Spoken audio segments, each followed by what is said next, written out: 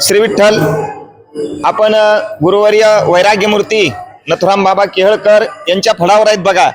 आणि आमच्या वारकऱ्यासाठी गोडगे साहेबांनी खूप मोठा निवारा केलेला आहे.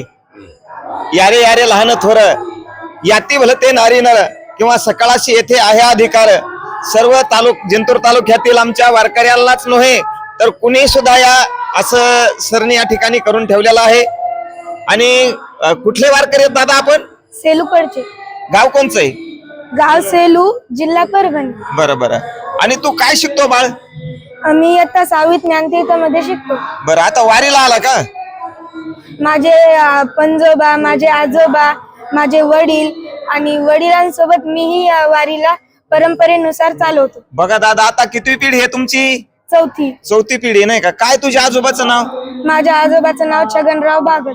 आणि वडिलांचं नाव? तुझ्या? विष्णू बागत. बरं, आणि तुझं? माझं नाव विराज विष्णू बागत. वा वा वा. आता काय शिकतो बाळ तू? मी शाळेमध्ये कम्प्युटर. बर, शिकून आता काय बनायचं नंतर तुला? पोलीस बनायचंय. वा, एकदा टाळ्या वाजवा या पोलीस साठी.